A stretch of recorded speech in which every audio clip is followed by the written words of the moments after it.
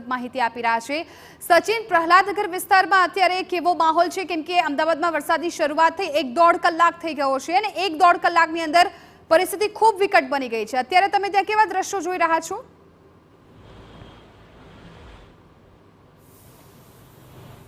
જિજ્ઞાસા, મારી બરાબર પાછળ આ પ્રહલાદનગર રોડ જે છે મેઇન રોડ છે અને મેઇન રોડ ઉપર આપ જોશો તો વાહનોની જે કતારો છે કતારો તમને જોવા મળશે।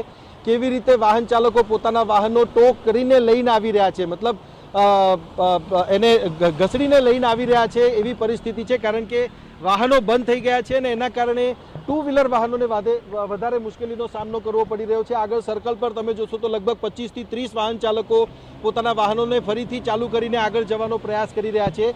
અમદાવાદ શહેરમાં જે પ્રકારે વરસાદ વરસે છે, આજે તો ચલો વરસાદ વધારે પણ છે, પરંતુ સામાન્ય વરસાદ વરસે ત્યાર પછી અમદાવાદીઓ જે છે હવે પ્રાર્થના કરતા થઈ ગયા છે કે જે સ્થિતિ છે એ સ્થિતિમાં જે વરસાદ છે એ ગરમીથી રાહત તો આપે, પરંતુ મ્યુનિસિપલ કોર્પોરેશનના જે અણઘડ વહીવટ છે, અણઘડ આયોજન છે અને પ્રી મોન્સૂન ના જે દાવાઓ છે એ ખોટા દાવાઓથી એમને બચાવે। આ જે વરસાદ છે એ વરસાદની સાથે સાથે જે મુશ્કેલી લોકો માટે આવે છે એ મુશ્કેલી તમે અહીંયા જોઈ શકો છો। વાહનો જે પ્રકારે અહીંયા આવી રહ્યા છે આ પ્રકારે આપ હજુ તો આગળ કતારો લાંબી છે, જે એસજી હાઈવે તરફથી વાહનો આવી રહ્યા છે એની કતારો ખૂબ લાંબી છે અને આગળ જ્યારે શામલ તરફ જઈશું તો ત્યાં પણ જે સ્થિતિ છે એ સ્થિતિ ખૂબ સારી નથી। આ અને ઉપરથી આકાશમાં જે તમે દ્રશ્યો જોશો તો એનો પણ તમને અંદાજો આવી જશે કે હજુ જે વાદળો ઘેરાયેલા છે એના કારણે પરિસ્થિતિ હજુ વણસી શકે છે અને એના કારણે લોકોની મુશ્કેલીમાં વધારો થઈ શકે છે। જે ટુ વ્હીલર લઈને આવતા જે વાહન ચાલકો છે એમના માટે મુશ્કેલી જરૂરથી છે, કારણ કે પાણી જે હદે ભરાયેલું છે એ પાણી ભરાવાને કારણે જે પરિસ્થિતિ છે પરિસ્થિતિ વધારે મુશ્કેલી એમના માટેની છે। અને આ જે વરસાદ છે વરસાદમાં તમે જોશો પણ ક્યાંથી તમે ચાલીને આવી રહ્યા છો? બસ આ જ રોડેથી સલામ। બહુ પાણી છે આગળ? હા, છેક સુધી પુષ્કળ પાણી છે। તકલીફ પડે છે કારણ કે કોર્પોરેશન ને બધા કામ કરે છે ખરા? તકલીફ તો પડવાની જ ને। તો આપ જોઈ પણ શકો છો અહીંયા કે કઈ હદે લોકો હેરાન પરેશાન થઈ રહ્યા છે।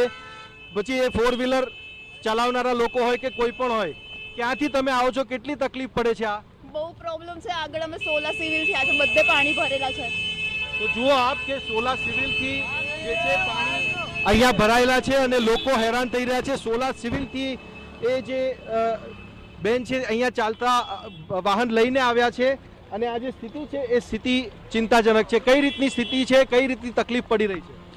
એકચ્યુઅલી જે અત્યારે નવા જે એરિયાઓ જે છે ને એમાં જે ગટર લાઇનની જે વ્યવસ્થા છે ને, દેખો અત્યારે ઠેર ઠેર થોડો પણ ઇંચ વરસાદ પડશે ને તો એ પાણી ભરાઈ જશે। સૌથી શ્રેષ્ઠ ગટર વ્યવસ્થા જે છે ને તો સિટી એરિયામાં છે।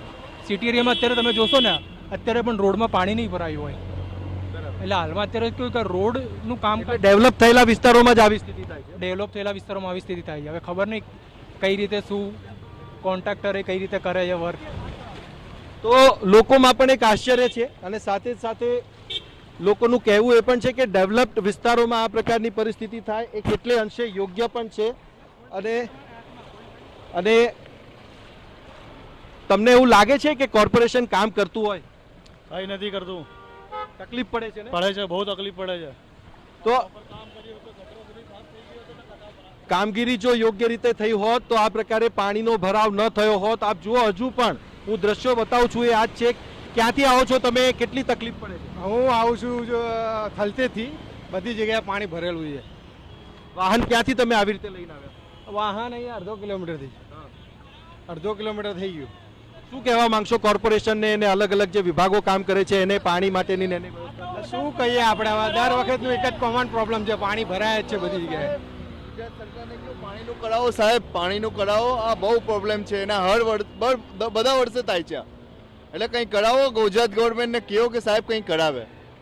તો આ લોકોનો આક્રોશ છે। ક્યાંથી તમે ચાલીને આવી રહ્યા છો? અમે છેક પ્રહલાદનગર ગાર્ડન। કેટલી તકલીફ પડે છે? ક્યાં જવાનું છે તમારે? અમારે શ્યામલ જવાનું છે અને ગાડી અમે ત્યાં આગળ વચ્ચે પાર્ક કરી। તમે તકલીફ પડે છે। આ 4 રસ્તે તો એટલી બધી તકલીફ પડે છે ને કે વાત ના પૂછો। બહુ જ કંટાળી ગયા છીએ આ પાણીથી, બહુ જ। અમદાવાદની ડ્રેનેજ સિસ્ટમ આપ જુઓ કે લોકોમાં ખરેખર એક આક્રોશ છે અને આક્રોશ એ જ બાબતનો છે કે આ જે વરસાદ છે એ વરસાદ કેટલી હદે પરેશાની એમના માટે લાવી રહ્યા છે। લોકોને ચાલીને આવવું પડે છે, પછી એ 4 વ્હીલર વાહન ચાલકો પણ છે તો એમના માટે પણ એટલી જ મુશ્કેલી છે। અને લોકો પોતાનો આક્રોશ વ્યક્ત કરી રહ્યા છે કે સરકાર જે મ્યુનિસિપલ કોર્પોરેશન છે, સરકારી વિભાગો જે છે એ કઈ રીતે કામ કરી રહ્યા છે અને જો કામ કરતા હોત તો આ પ્રકારની પરિસ્થિતિનું નિર્માણ ન થાત. જિજ્ઞાસા. સચિન, આભાર સમગ્ર માહિતી બદલ. તો અત્યારે પ્રહલાદનગર વિસ્તારની શું સ્થિતિ છે અને લોકો કેવી રીતે પોતાના વાહન ખેંચીને આગળ લઈ જઈ રહ્યા છે, તેમને કેટલી હાલાકીનો સામનો કરવો પડી રહ્યો છે એ એમના જ મોઢેથી તમે સાંભળ્યું હતું કે પાલિકા કોઈ પણ પ્રકારની કામગીરી નથી કરી રહી અને દર ચોમાસે આ જ સ્થિતિનો સામનો કરવો પડે છે.